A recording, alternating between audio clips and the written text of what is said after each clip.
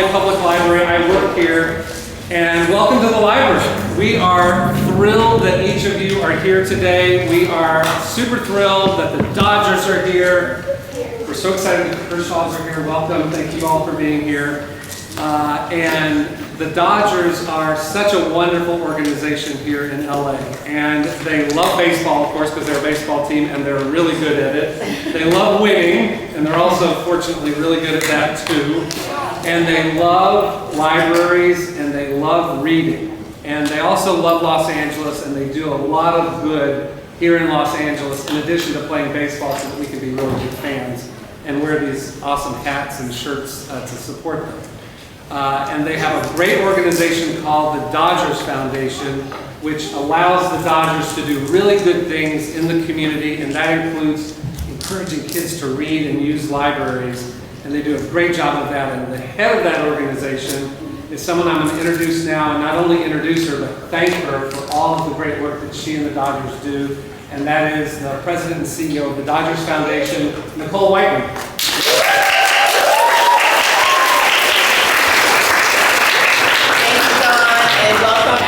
To the library. I want to say thank you first and foremost. Do I need it? I'm a screamer.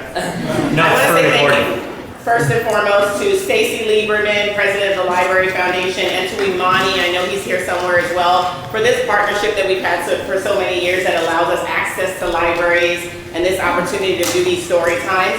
We've had 13 story times this year alone, and so we keep going, and we've been sponsors of the Library Foundation Summer Reading Series. But I will say that today is extra special because 6 years ago we stood in this very same place and launched our LA Reads program, really focused on igniting the love of reading in young people in Los Angeles. So today we feel like we're celebrating a big anniversary, and we're back where it all started. So thank you again for opening these doors to us, and thank you, John, who was here with us 6 years ago as well. So this is really, really awesome. I am thrilled, as John said today, that the Kershaws are joining us again. Clayton and Ellen have been amazing supporters of the Los Angeles Dodgers Foundation, but I like to say of Los Angeles. The entire time that Clayton has played here, he's such a phenomenal pitcher, but I love that they're both amazing philanthropists in their own right with their own organization. And so today they join us to do the reading of Bigger Than Me. Bigger Than Me is actually written, for those that do not know, by Ellen's sister, Ann Higginbottom. And so we think this book has been really special in our Storytime series. And they're joined by Charlie, Callie, Chance, and Cooper today too, so I'm really excited that the whole family is here. So I'm going to let them take it away. Thanks everyone again for being here. All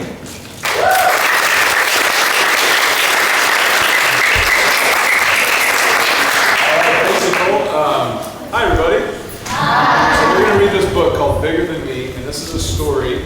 It's really about Charlie, who is my first son, and Ellen's sister Ann wrote it, and it's about his life growing up in the big leagues, but really it's about doing something for something more than yourself. Okay, so we're going to read the book. Ellen's going to show you the pictures because I'm not great at reading backwards, and then we'll have some questions after. Does that sound good? Okay, so this is called Bigger Than Me, and this is from Charlie's perspective. Okay, I guess you could say I've loved the game of baseball since before I was born. You see, it's a big part of me. It's one of the first things I learned about. Baseball was one of the first things I loved. Not the mushy kind of love, of course. I mean the sandlot in the summertime, endless innings of hits and slides and dirt kind of love. You might say it's impossible to love something since before you were born, but I'm here to tell you that it's possible. That's my story, and it's bigger than me. My name's Charlie, but before me, there was another little boy named Clayton. That's my dad. People that knew my dad knew when he was my age say that I'm a lot like him. We look the same, we're built the same, we even have the same funny twirls in our hair. Some people say watching me get bigger is like watching my dad all over again. And of course there's baseball. My dad loved baseball since before he can remember. So you see, my love for the game, it's a whole lot bigger than me. People ask me what's it like growing up with a dad like my dad. To some people, he's a big deal. I just shrug my shoulders. To me, he's just dad. He's a lot like me, just bigger than me. Kids learn to crawl and walk and run in all sorts of different places. Me, I learned all of these things on a baseball field. But not just a baseball field you might find in a community park. A big baseball field with bright lights, thousands of seats, and the best dirt and grass you've ever seen. For a little guy growing up in the big leagues, everything has always been bigger than me. But my dad made sure I didn't miss it. He would say, you see, Charlie, figuring out when things are bigger than you, that's an important part of life. You gotta see, you gotta know that there's a whole lot of things bigger than us. My sister, she's bigger than me too. She had quite an arm when we were little. When I was 1 and she was 3, Dad was having a big deal kind of night at the ballpark. Fans lined up early and waited to get their very own bobblehead. And get this, that bobblehead had Dad's head on it, bouncing up and down and all around. Because Sis and I were such a big deal to Dad, we got to throw out the first pitch. Sis threw the ball as hard as she could, and I just sat there on the mound, passy and mouth like a bum on a log. I guess she did pretty well because the crowd went wild. As Dad caught the toss and trotted over to the mound, he scooped me up. You see, Charlie, baseball. Baseball is a whole lot bigger than you, and it's a whole lot bigger than me.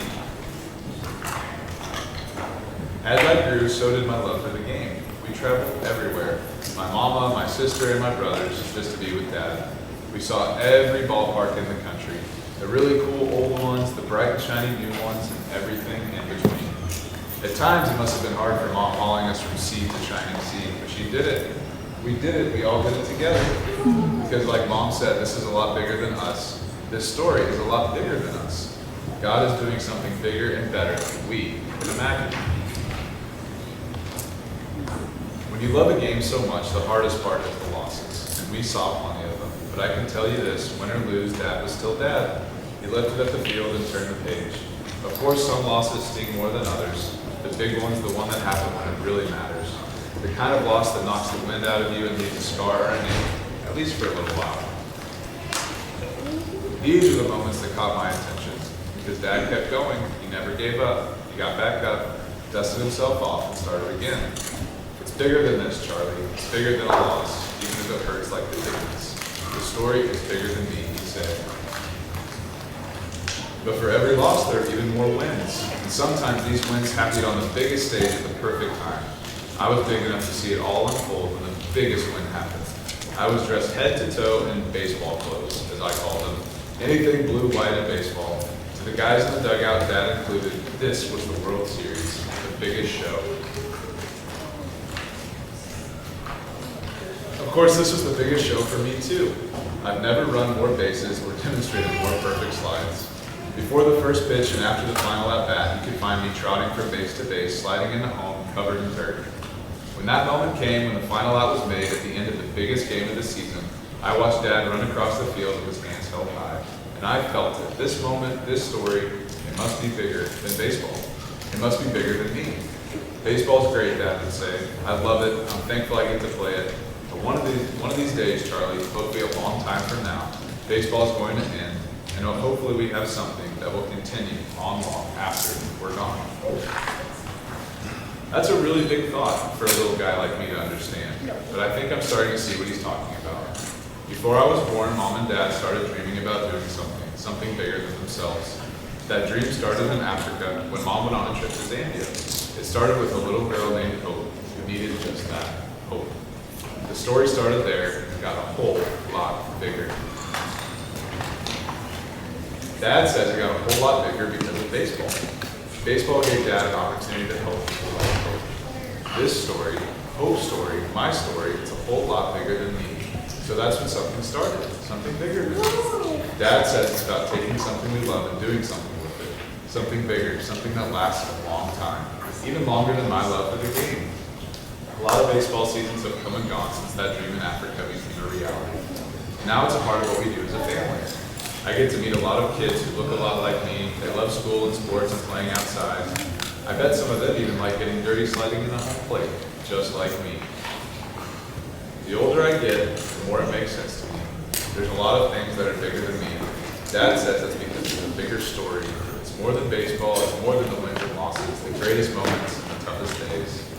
It's about taking a look around, seeing where you are, and using your gifts to make where you are a little better for the people around you. Dad says that's learning to see baseball as part I still have a lot of growing up to do, but from all I've seen, it's safe to say that it's a whole lot bigger than me. I bet you're a lot like me. I bet there's something you love to do, just like my family loves baseball. Dad says we love it, and we can do it because, if you guessed it, it's a part of the story that's a lot bigger than us. I wonder about you. I wonder what you're good at, what you love. Take it from me. I bet it's part of a bigger story. I bet it's bigger than you. Thank you.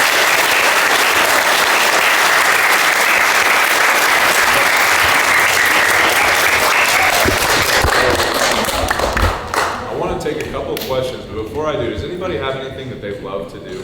It doesn't have, it can be anything. Can somebody tell me, yeah, what do you like to do? Basketball. Basketball? Yeah, what do you like to do? Soccer. Soccer? Okay, what about something that's not a sport? Does anybody love something that's not a sport?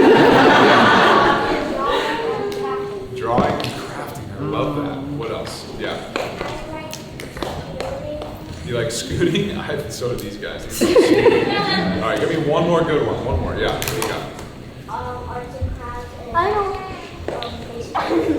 want. All right, last one. Yeah, what do you got? Video games. Okay, so when this book's talking about making those things bigger than just that, what do you think that means? How do you make something like that bigger? How do you do that? What does that look like? It's a tough question. Do you have an answer for that? Yeah, you want to try? Practice. Yeah, practice, but like maybe how do you make it, how do you help other people with that? Or what do you do to make it better for other people? Yeah. Yeah, working hard. I love that. Yeah. You have to be strong and you have to believe in yourself. I love that. I love that. Can I get one more? Yeah. Support. Yes, that's all good, guys. Because that's what this book is about. Like, there's so many great things in this world that we get to try and do and play and stuff that we love to do.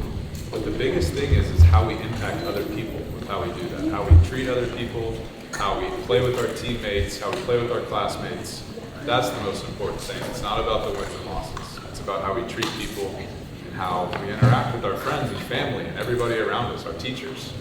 All right, so that's my little spiel. Do y'all have any questions for me? And it can be about anything, almost anything. Baseball. Yeah, what do you got? How did I get into baseball? That's a great question. When I was your age, guys, I just loved playing. I started playing in the backyard and then started playing t-ball, and I just kept playing and playing, and I just loved it. It was just something that God gave me a passion for early in my life, and I still love it. It's great. It's a lot of fun. Yeah. What else do I do? That's a great question. Not a lot. I basically play baseball, and I'm a dad. That's really about it. And a husband, too, sometimes. But yeah, that's really about it. I don't have a ton of other hobbies, but these guys have a lot of hobbies. We played monster trucks today. We played a lot of monster trucks. Callie likes to draw a lot, so we draw. Even out here by the beach, we tried surfing yesterday for the first time, so that was pretty fun. I was not very good at that. What else? Yeah. How long do we practice a day? That's a good question. So we do it a lot. I mean, we're at the field for a long time every day. I don't have an exact amount, but it's at least a few hours every day. Yeah, for sure. Yeah, I know hours, right? Yeah. So we play, guys, listen to this. We play 162 games every year. And we play them in 180 days.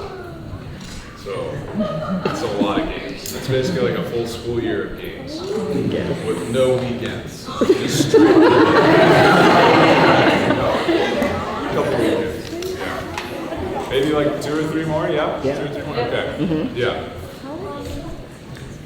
Do you play with your kids? Do we play? Yeah. We play all sorts of stuff. We play. So Chancey, do you like baseball? No. Well, these two like baseball a lot. And then Callie, what's your favorite thing to do? Callie likes volleyball, yeah. Volleyball, gymnastics, yeah. Yeah. One more? Yeah. Okay, so he asked, like, when I got to be with the Dodgers, or how old was I? So he asked me how old was I when I was on the Dodgers. So I got drafted when I was 18. Out of high school, and then I did like the minor leagues, which is like before you get to the major leagues for a couple years, and then I was with the Dodgers in 2008. So gosh, it's a lot of years, 16 or 17 years now. So it's been a lot of fun. Great. All right, last one. Yeah. I don't know, but No, we're not going to. You guys are going to be getting a special gift from the Kershaw family. So first, we're going to do a group photo. okay. If you all want to stand on your bottoms, but turn around and face this way. John Sue, the daughter of photographer, is going to take your photos.